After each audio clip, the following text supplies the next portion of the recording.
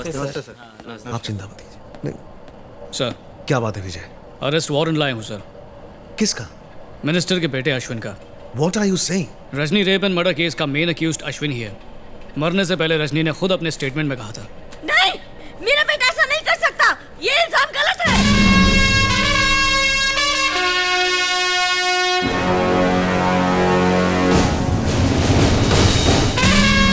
Sir Ashwin का है।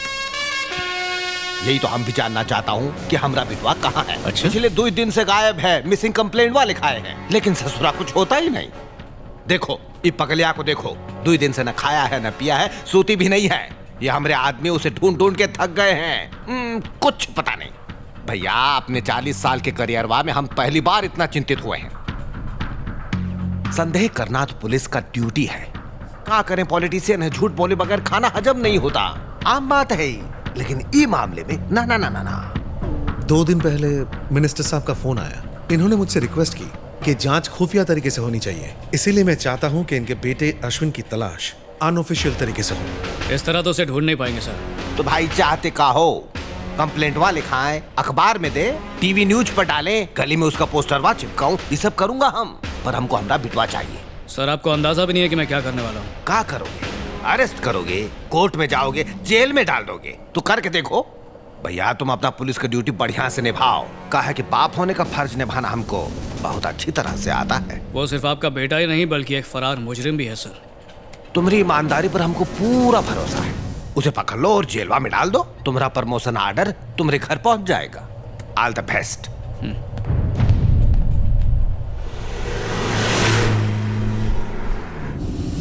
गाड़ी रोकना सर। Yes sir. राजेंद्र, लगता है ये केस भी फाइलों में ही दम तोड़ देगा। मरने दो उस हैवान को। अरेस्ट करके भी क्या हासिल होगा सर? तभी तो उसे सजा मिलेगी। रजनी के स्टेटमेंट के बिना पर उसे कड़ी से कड़ी सजा मिल सकती है। रेप केस का आंकड़ा पता नहीं है आपको? पिछले ही महीने के अखबार में छपा था। इंडिया में पिछला 1 साल में 33,000 केस रजिस्टर हुआ, यानी एक दिन में 93 रेप्स हुआ सर। बोलो तो 1 घंटे में रजनी जैसा 4 केस होता है। बहुत गुस्सा आता है सर।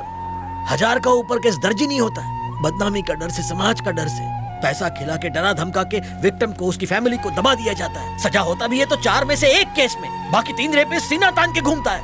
सॉरी सर, बहुत बुरा कंडीशन है अपना देश का। वो मिनिस्टर का बेटा है सर। हमारा 1 साल का सैलरी सिर्फ 1 दिन में खर्चा करेगा, लॉयर्स का फौज खड़ा कर देगा, सिर्फ 10 दिन में छूटेगा और हमारा ऊपर हंसेगा, हमारा ट्रांसफर कर देगा या किसी मिनिस्टर का दुम बना के हमको ड्यूटी पे चिपका देगा। ऐसा सनसनीखेज खबर 2 दिन में अखबार से गायब हो जाता है। किसी हीरो हीरोइन का अफेयर हॉट न्यूज बनेगा, ब्रेकअप के बाद भी चलेगा।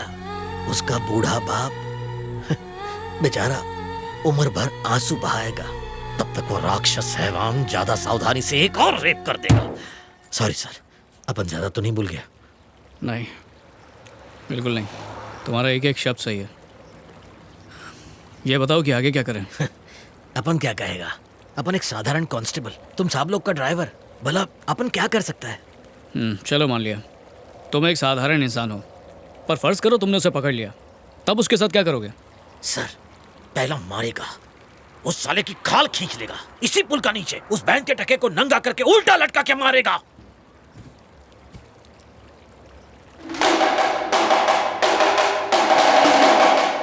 जाके जरा ब्रिज के नीचे देखो। जाओ देखो। सर,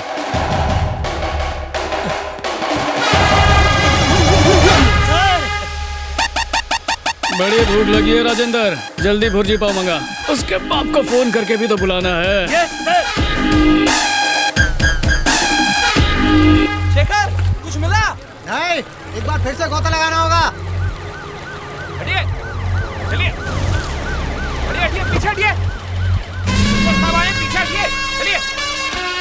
अरे, आपसे कहा ना पीछे हटिए, चलो, वहां से हटो पीछे, चलो, चलो सबको।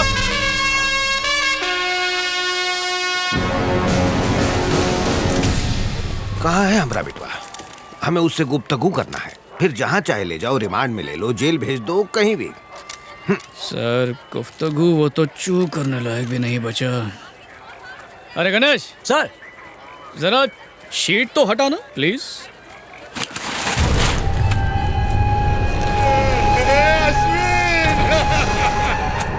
अरे क्या हो गया रे? बॉडी से दूर रहिए सर। चल भाग यहाँ से, भाग। इस पर आपके साइन चाहिए। लाश को देख के मौत की वजह समझ में आई। ये एक ब्रूटल मर्डर है। इसके फेस को बुरी तरह आयरन रॉड से कुचला गया है और कम से कम 2-3 दिन तक टॉर्चर किया गया है। इतना यकीन से कैसे कह सकती हैं? मैं एक डॉक्टर हूँ। 1 घंटे के जख्म में और 24 घंटे के जख्म में फर्क होता है। जिंदा भी होता तो बच्चा पैदा नहीं कर पाता। आप मेरी बात समझ रहे हैं ना? बेरहमी से मारा। पोस्टमार्टम के बाद ही मैं आपको डिटेल्स बता पाऊंगी। Okay, thank you doctor. Thank you. चलिए। चलो। सॉरी सर, आप जरा यहाँ। उठ रहा, उठ। कौन है? किसने किया है? कुछ कह नहीं सकते। वो जो कोई भी है, उसे इसी जिंदगी में नर्क का मजा ना चखाया तो फिर कहना। माफ करना पर बेटा तो आपका भी नर्क नहीं होगा, क्योंकि वो भी एक फरार मुजरिम था, रेपिस्ट, क्रिमिनल, समाज पे एक धब्बा। उसने जो किया, मेरे ख्याल से नर्क में भी जगह नहीं मिलेगी। वो लड़की का रेप हुआ कौन किया, ये बात का पता तुम 10 घंटा में लगा लिए। अपनी काबिलियत का सबूत दे दिए हो तुम। अब हम तुम्हें 10 घंटा का टाइम देता हूँ। हमरे बेटे के कातिल को ढूंढ के बताओ, तब ही हम तुहार बहादुरी का जौहर मानूंगा। सर, मुजरिम तो कोई भी हो सकता है। पब्लिक में से कोई हो सकता है, या मीडिया में से कोई हो सकता है, या लड़की की माँ, उसका बाप, उसका भाई, वो भाई जो हो सकता है पुलिस ऑफिसर हो। ये भी हो सकता है उसका नाम IPS विजय कुमार हो। आप उसका एक बाल भी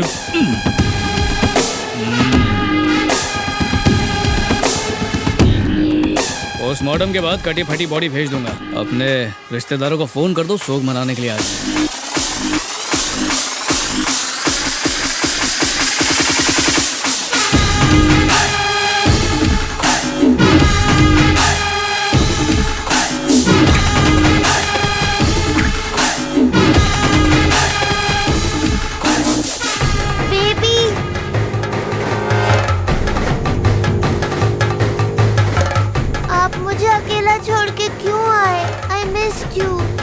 सॉरी बेटा, आइंदा ऐसा कभी नहीं करूंगा।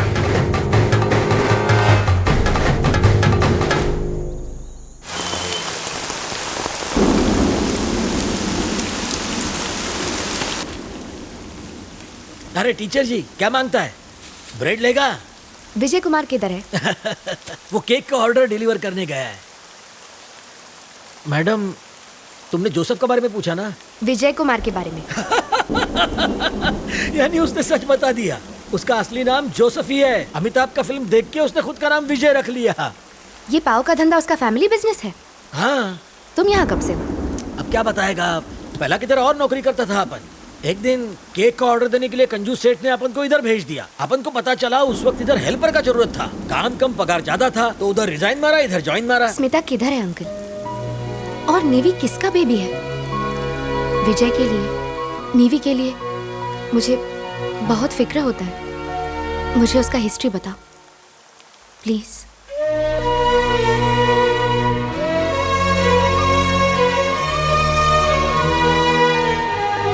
हाय, सॉरी थोड़ा सा लेट हो गया। 1 मिनट रुको। क्या हुआ? अब चलो। ये सब किस लिए? किसी से इम्पोर्टेंट मीटिंग है, मैं बहुत टेंशन में हूँ। पर किससे मिलना? फादर से। चर्च के फादर से? मेरे फादर से। यानी फादर इन लॉ? सही समझे? अरे बाप रे, उसके लिए तैयारी नहीं की मैंने।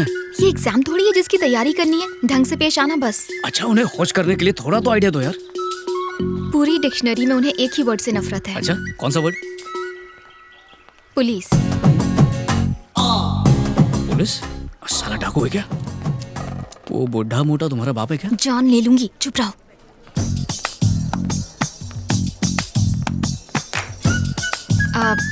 ये है बुआ और ये है मोना। नमस्ते। पापा। Good evening sir. पापा, विजय। हेलो। सॉरी सर, आप कहिए। क्या कहना है? नहीं सर, आप बड़े हैं, आप पहले कहिए प्लीज। मैं एक सलून में मैनेजर हूँ। विजय, ये दिखने में इतने सीरियस हैं कि मुझे लगा कि हिस्ट्री या सोशियोलॉजी जैसे बोरिंग सब्जेक्ट के प्रोफेसर होंगे, या फिर मोहनजोदारो पर रिसर्च करने वाले कोई उबाऊ आर्कियोलॉजिस्ट होंगे, लेकिन ये तो हजाम निकले। सॉरी सर, अपनों के साथ थोड़ा सा हंसी मजाक तो चलता है ना। देखिए सर, मेरे पापा नहीं है, सिर्फ माँ ने पाला है। और अकेले बच्चे की परवरिश करना बहुत ही मुश्किल काम है। और ऐसे बच्चे खुद को बहुत ही अकेला महसूस करने लगते हैं, जैसे कि मैं। बहुत मुश्किल होती है। और कितने सालों तक आप स्मिता की यूं ही फिक्र करते रहेंगे सर? उसकी जिम्मेदारी मुझे सौंप दीजिए, बहुत अच्छा ख्याल रखूंगा। सर, प्यार होने से सिर्फ 2 दिल ही जुड़ पाते हैं, लेकिन शादी ऐसी चीज़ है जिससे 2 परिवार एक हो जाते हैं। सर, बचपन से एक सपना देखा था कि मेरी भी मोना जैसी एक छोटी सी बहन हो, बिल्कुल इसकी तरह फूलों जैसी। सर, बचपन से सही गलत समझाने वाले पापा मेरे साथ कभी नहीं रहे, आप समझ सकते हैं। पर अब ऐसा लगता है कि शादी के बाद मेरे पापा की भी कमी आप पूरी कर देंगे। रिटायर होकर आप हमारे साथ ही रहना। बड़ा सा घर है मेरा, मिलकर खुशी खुशी रहेंगे, साथ में वॉक पर जाएंगे, साथ बैठकर न्यूज़पेपर पढ़ेंगे, कभी कभार रात को टेरेस पे जाके छोटा छोटा पैग मारेंगे। सर, मैं रिश्वतखोर पुलिस ऑफिसर नहीं हूँ। मेरा मैथ्स थोड़ा सा वीक है, फिर भी शेयर मार्केट में इन्वेस्ट करके मेरी अच्छी खासी साइड इनकम तो हो ही जाती है सर। सुबह पल्लवी को कॉलेज में ही ड्रॉप कर दूंगा। बुआ को टिफिन भी दे दूंगा मैं।